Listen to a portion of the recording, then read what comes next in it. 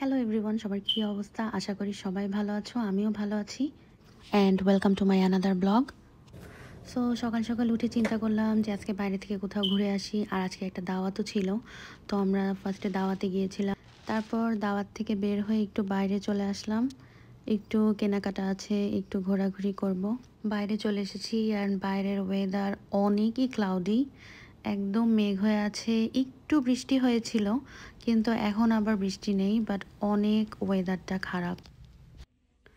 আর আমি এখানে কিছু ফ্রাই প্যান দেখছিলাম, দেখি কোনটা নেওয়া যায়।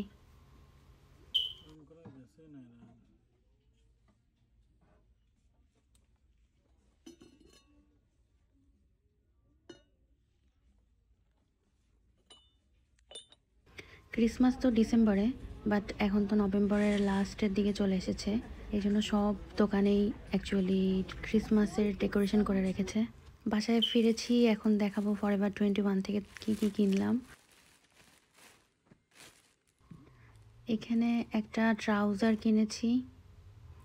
আমার কাছে কাপড়টা অনেক ভালো লেগেছে, অনেক কমফোর্টেবল অ্যান্ড খুব ভালো জিনিস হলো এরা 2টা বাটন দিয়ে দিয়েছে এক্সট্রা, যদি আমার কখনো লাগে। আর এখানে কিছু পকেট আর 2টা সেট আমি সেলে পেয়েছিলাম। আমার তো অনেক ভালো লেগেছে। এটা ছিল $3 মতো, আই থিঙ্ক বাংলাদেশি 350 টাকার মতো।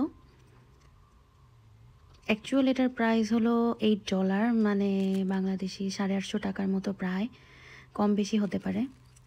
And the next one is $5, I think. It's $5, almost 550 টাকার মতো বাংলাদেশি। আর এটারও প্রাইস ছিল $6.99, $7 অলমোস্ট, সো 750 মতো।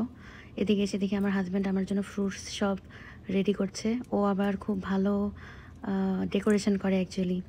ওর কাছে কথা হলো খাবার হলো একটা আর্ট, তো খাবার সুন্দর করে সার্ভ করতে হবে যেন দেখলেই খেতে ইচ্ছা করে অ্যান্ড খেতেও ভালো লাগবে আর কি।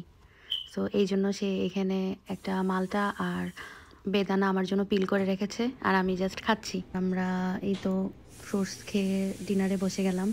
আজকে আমি আলু ভর্তা দিয়ে ঘি দিয়ে খাবো। আমার আবার ঘি দিয়ে আলু ভর্তা খেতে খুবই পছন্দ। সাথে ডাল ছিল আর গরুর মাংস, আর একটা ভাজিও ছিল, বাট আমি আজকে কোনো ভাজি খাবো না। আমি শুধু আলু ভর্তা, ডাল আর গরুর গোশ খাবো।